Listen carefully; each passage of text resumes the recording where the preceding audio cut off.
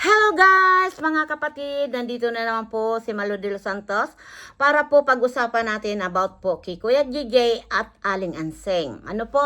Dahil po si Kuya JJ nga po ay isa sa tumutulong na po sa bahay ni Kuya Oliver para daw po mapabilis at mabantayan niya po yung materyales. Kaya lang po ay 3 araw lang po si Kuya JJ at yung asawa nga ni Ansing na si Kuya Louie ay tumutulong na rin. Kaya marami na at mapapabilis po yung paggawa ng bahay ni Kuya Oliver. At may nasabi nga si Kuya JJ na tinanong niya dahil si Daddy Frankie nga po at nagpagawa na po sa kanyang lawyer ng kasulatan na kung sakali man daw may mangyari kay Kuya Oliver, iyon po ay para sa magkakapatid. Pag-uusapan ng magkakapatid, hindi mapupunta kay Kuya JJ, hindi rin mapupunta kay Ate Anseng, kay Aling Anseng. Dahil, di ba, alam natin na si Anseng naging wise. Ayun na nga. Sa madaling salita na nga, yung ginawa ni Anseng ay parang nakipag-unahan lang kay Kuya JJ dahil kung hindi nga daw po na ituloy yung bahay, kukunin daw ni Kuya JJ yung mga materyales. Kaya inuna. Ang galing galing mag-isip ni Aling Anseng. At ito pa nga po mga kapatid, may nalaman po ako na nagsinungaling talaga si Anseng na pinamalita daw o may pinagsabihan daw na iyon daw na mga hollow block at simento ay binili nila, di ba? Gumawa na naman ng kasinungalingan. May nakakita yata sa school at panoorin nyo po kay Ballpoint Man at doon ko po yun na napanood na nagsinungaling daw. May nagtanong yata yung nagtitinda ng gulay kung bakit kinuha yung hollow block. Ang sagot daw ni Anseng, yun daw ay binili niya. Binili nila para sa bahay nila. Grabe Ang galing talaga ni Anseng magpalusot na. At ito nga po ay marami tayong mga usap-usapan, mga comment na binabasa ko po ay kaya daw po talaga nagkasakit si Kuya Oliver. Baka si Oliver daw po ang nagbuhat ng mga hollow block papunta doon sa bahay ni Anseng. Diba? Kaya siguro na overpatig na napagod. Diba po? Kaya sa totoo lang po ay nakakapag-alala po talaga na pagdating ng araw na binitawan na ni Daddy Frankie si Kuya Oliver, saan po pupulutin si Kuya Oliver kung hindi po talaga maaalagaan ng maayos ng kanilang kapatid. Sabihin man natin na marami silang magkakapatid, 6. Palit-palitan, siguro malalayo naman yung iba. At ang malapit nga lang po ay palagay ko 3, si Anseng at yung isa pang kapatid at nabanggit yun sa vlog ni Daddy Frankie. Pero nakakapag-alala po. Dahil kung si Kuya Oliver naman kay Kuya JJ, si Kuya JJ naman ay laging wala. Kung kay Anseng naman ay lalo na ngayon sa nangyari na sabi nga ibibigay niya na lang at sa nangyari nga po na nagalit si Daddy Frankie, baka hindi na po alagaan si Kuya Oliver, di ba? Dito po sari-sari na po yung mga nababasa ko, mga comment section kahit kay Daddy Frankie na nagko-comment ay nakakapag-alala talaga. Ang kagaya po ni Kuya Oliver na parang sabihin na natin, pinagpapasapasahan ng magkakapatid, pero dapat po tayo pong mga kapatid na matitino, yung tayo po ang magabay sa ating kapatid na ngayon nga po si Oliver ay magaling na, dapat po ingatan nyo na, di ba? At alagaan nyo na. Malay nyo po, magkaroon na rin ng pamilya si Kuya Oliver pagdating ng araw, di ba? Hindi natin alam po ang mangyayari. Di ba? Hindi pa natin hawak po ang buhay. Di ba? Kaya, ang masasabi ko lang, payo ko po dito kay Kuya JJ at kay Aling Anseng, alagaan nyo na lang po na wag tayong mag-iisip na may kapalit dahil yan ay kapatid nyo. No? Dahil tayo po ay may mga kapatid din. ang kapatid natin hindi natin matitiis dahil iisa po lang ang pinanggalingan natin. Kami nga po na ibang tao nagmamalasakit, kayo pa nga po ang dapat una sa lahat ang umunawa sa inyong kapatid. Dahil buo ang pagtulong talaga ni Daddy Frankie kay Kuya Oliver. Kaya sana po ipagpatuloy nyo na hindi kayo nag-iisip na pagdating ng araw napapasain nyo yung bahay. Wag po, dahil kasi po ay magkakapatid. Diba? Wag maging gahaman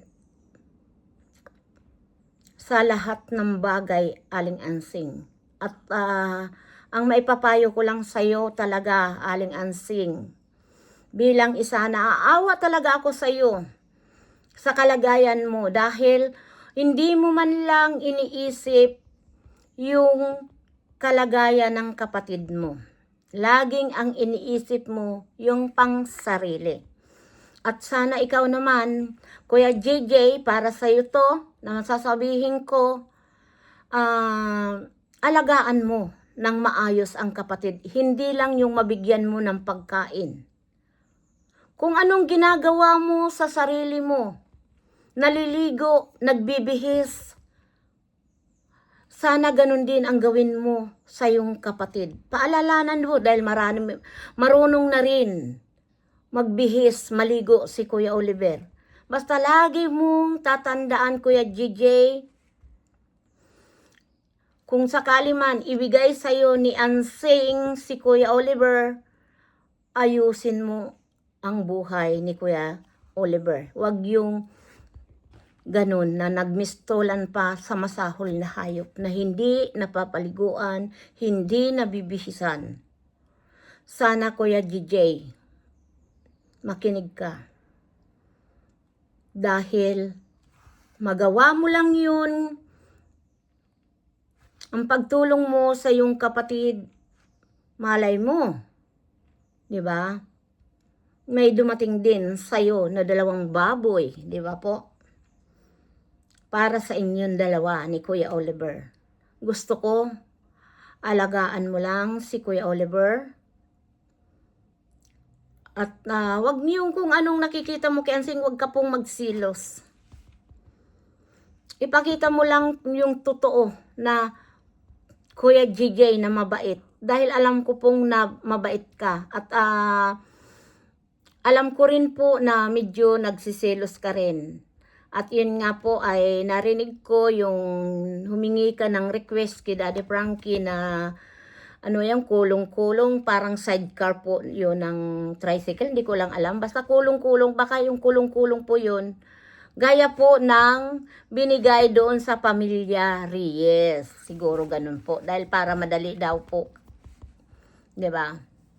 At ibibigay nga po yun ni Daddy Frankie. Yun po yung narinig ko. Kaya, Kuya JJ, basta ang masasabi ko lang, magiging payo ko lang sa'yo, alagaan mong mabuti yung kapatid mo na hindi na bumalik sa dati. 'Di ba?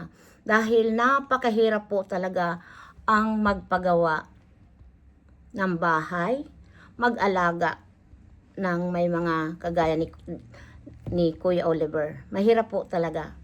Sa ngayon nga, si Kuya Oliver hindi pa tuluyan na magaling.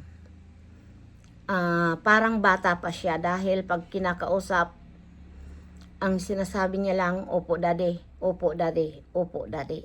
Yung mga ganun. At iwasan nyo rin po yung pinagbabawal po sa kanya. Yung pag-inom or manigarilyo dahil siguro yan si Kuya Oliver talaga kaya nagkasakit yan dahil alam na natin po yan dahil sa Maynila daw ano.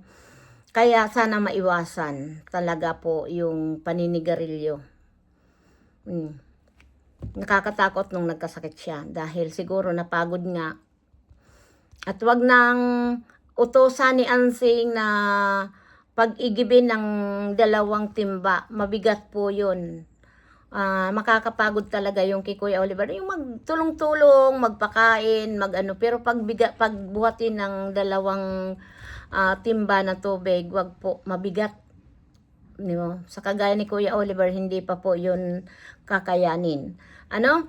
Kuya JJ, ito ay para sa inyo ni Ansing. Sana magkasundo kayo para sa kabutihan ng inyong kapatid. At nangyari na po na sa ginawa ni Ansing, sana Ansing, isipin mo na lang na wag mo nang uulitin dahil talagang kabastusan yung mga sinabi mo kay Daddy Frankie, yung pagsagot-sagot mo na sasahuli mo na lang dahil ngawa ka na ngawa, hindi po tama yun. Kahit sino, wala tayong karapatan magsalitaan ng isang tao na ngawa ka ng ngawa. Dahil hindi po magngangawa si Daddy Frankie kung tama yung ginawa mo. Ay mali yung ginawa mo, kaya Goro, na pagsalitaan ka, talagang kabastusan po talaga yon. Yun lang ang masasabi ko. Sana kayong dalawa ni Kuya JJ ay magkaisa, alang-alang sa kapatid nyo. At sana, suportahan natin po si Daddy Frankie, maging magaan lang. Dahil sa inyo lang talaga nagkaroon ng stress si Daddy Frankie, Natawa ako talaga kay Daddy Frankie, mga kapatid, yung sinabi, nako, sa inyo lang ako nagkaganito, sa inyo lang akong mamamatay. Doon ako'y tuwang-tuwa kay Daddy Frankie. Anyway, Daddy Frankie, always support you. At marami pong salamat sa mga sponsor na patuloy nagsusupport kay Daddy Frankie. Kay Ma'am Divina Brown, thank you so much talaga sa suporta mo sa akin. Maraming at Kipulo sa aking inaanak, shout out sa'yo. At siyempre, kay Joy Castillo, maraming salamat at malapit na ang birthday mo. Ayan, Joy, thank you so much. God bless you. We love you so much sa inyong lahat.